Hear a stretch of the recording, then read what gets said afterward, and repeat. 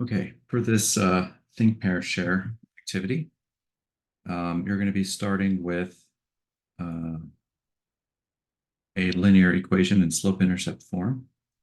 And part A is to come up with another equation of a line parallel to it. Part B is to come up with an equation of a line perpendicular to that equation, the first one.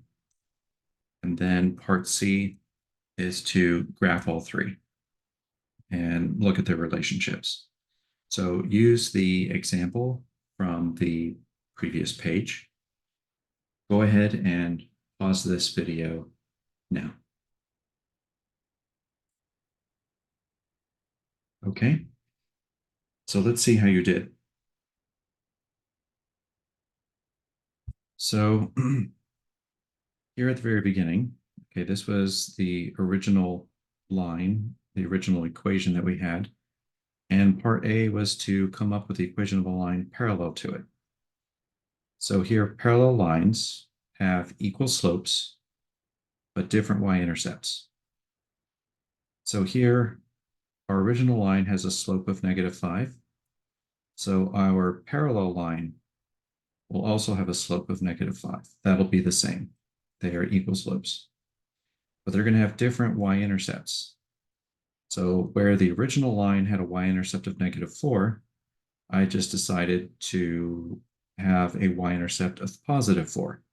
And so this will create another line which is parallel to our original one.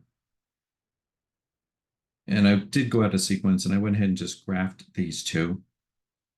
So you can see over here on the right, the black line is the line that we're starting from. You know, it had a y-intercept here at -4. And then the line parallel to it, I gave it a y-intercept of +4, which is right here. And you can see that that green line, you know, as best as I could sketch it, you know, is parallel to the first one. Okay, so part B was to write the equation of a line perpendicular to the original one. And so perpendicular lines have negative reciprocal slopes. So here our slope from our original line was -1/5. I'm sorry, -5.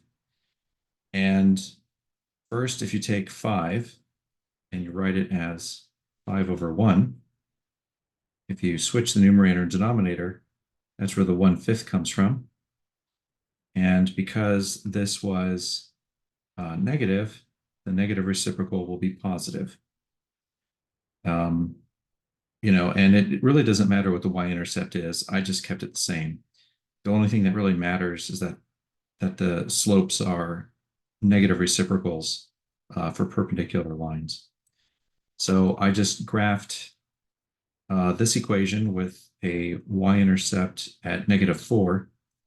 And you can see here I did the line in red. So starting at -4 for the y-intercept, I did a rise of 1 and a run of 5, rise of 1, run of 5, and graph that.